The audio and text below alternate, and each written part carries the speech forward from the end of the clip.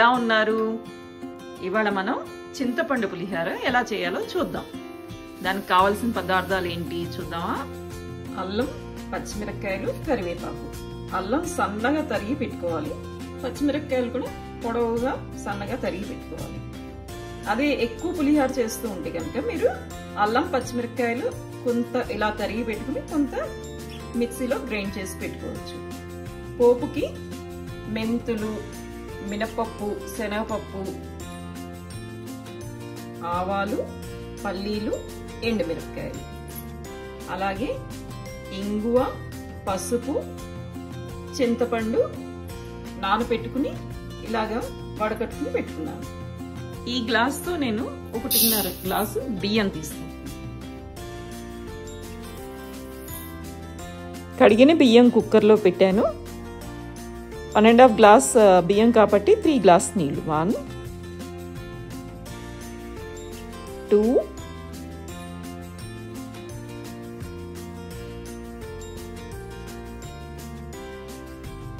3. ఇప్పుడు దీంట్లో మనం కొంచెంగా పసుపు, అలాగే కొంచెంగా నూనె, అప్పుడు విడివిడిలాడుతూ వస్తుంది. నువ్వుల నూనె ఉంటే మీ దగ్గర నువ్వుల నూనె వేసుకోండి, బాగుంటుంది.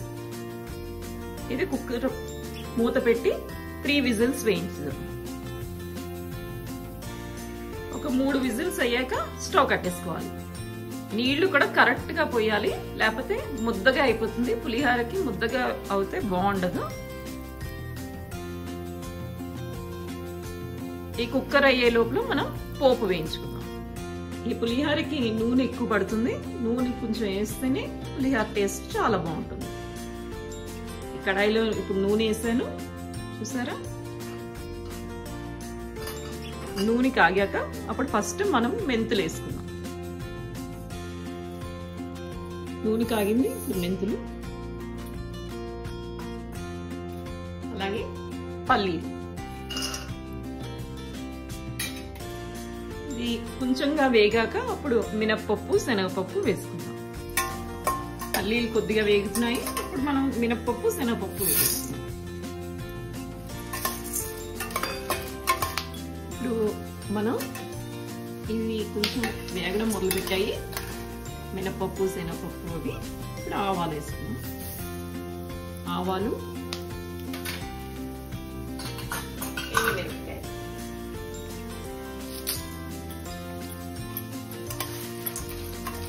ఆవాలు అవన్నీ చిటపట్లాడి అన్నీ ప్రాపర్గా వేగాలి. పోపు కూడా ఎక్కువ ఉండాలి. పులిహోర అంటే కొంచెం పోపు ఎక్కువ ఉంటేనే పులిహోర బాగుంటుంది.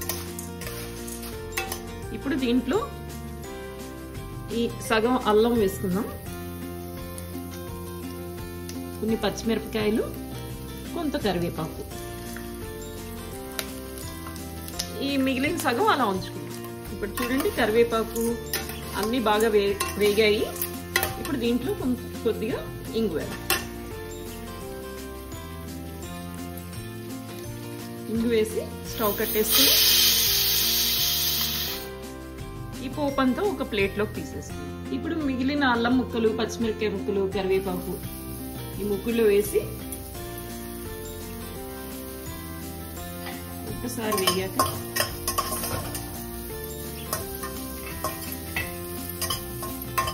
ఇప్పుడు దీంట్లో మనం చింతపండు రసం వడగట్టి ఉంచుకున్నది వేసుకోవాలి. ఇదంతా దగ్గర పడాలి. కొంచెంగా నూనె వేద్దాం. ఇలాగా నూనె, అలాగే బెల్లం కూడా, దీంట్లో తగినంత ఉప్పు. ఈ పులిహోరలో ఉప్పు, పులుపు, కారం అన్నీ కరెక్ట్గా పడాలి. అప్పుడే పులిహోర చాలా రుచిగా ఉంటుంది. చూసారా, ఇప్పుడు నూనె కొంచెం బయటకు వచ్చింది, ఇది కొంచెం దగ్గర పడింది. ఇప్పుడు దీంట్లో సగం పోపు వేయించి పెట్టుకున్నాం కదా, ఈ పోపు సగం పైగా వేసేద్దాం. ఈ కొంచెం ఉంచాను, అది లాస్ట్ లో మళ్ళీ వేద్దాం.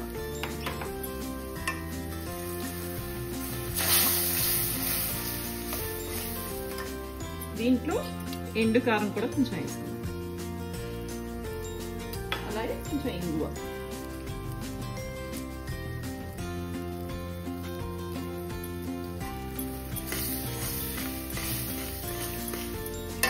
చూడండి ఇది చిక్కపడింది. ఇప్పుడు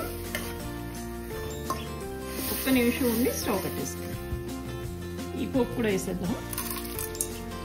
ముందరే ఎందుకు వేయట్లేదంటే నేను పోపు మెత్తపడిపోతుంది కాబట్టి, లాస్ట్లో వేస్తే కొంచెం పులిహోరలో కొంచెం క్రిస్పీగా ఉంటాయి, బాగుంటుంది. చింతపండు మగ్గు దగ్గర పడిపోయింది. స్టవ్ కట్టాను. ఈ అన్నం కూడా ఉడికింది.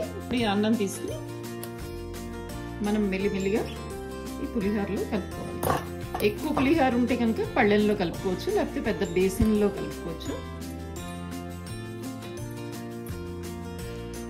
ఇలాగా బాగా కలుపుకోవాలి, మొత్తం కలిసేలా కలుపుకోవాలి. అప్పుడే టేస్ట్ చాలా బాగుంటుంది.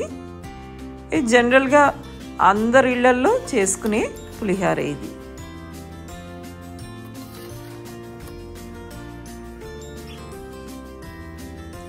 పండగలు వచ్చినా, పుట్టినరోజులైనా, జర్నీలున్నా ముందు గుర్తుకొచ్చేది మనకి పులిహోర.